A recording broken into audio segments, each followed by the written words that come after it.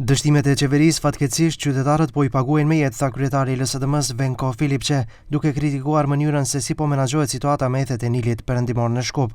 Ai kërkoi përgjegjësi për rritjen e rasteve dhe 5 viktimat e regjistruara. Kreu I opozitares vë në pikpyetje efektivitetin e masave kundër mushkonjave dhe gatishmërinë e sistemit shëndetësor për përballimin e situatës. Излегува градоначалникот, се прскало волку пати, толку пати. Па зашто има толку пациенти ако се прскало? Се проверили ли ефектот од прскањето? Се таргетирали добро жариштата на комарци? Било ли тоа навремено? Ги предупредили ли матичните лекари?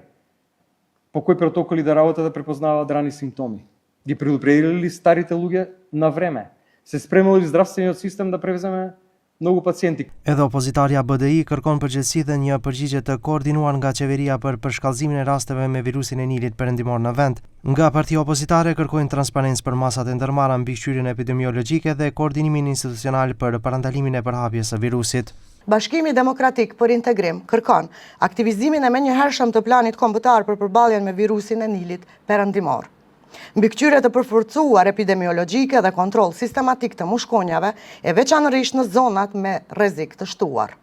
Koordinim të lartë dhe të qartë ndërmjet Ministrisë së Shëndetësisë, Institutit dhe Qendrave për Shëndet Publik, komunave, institucioneve veterinare dhe atyre mjedisore.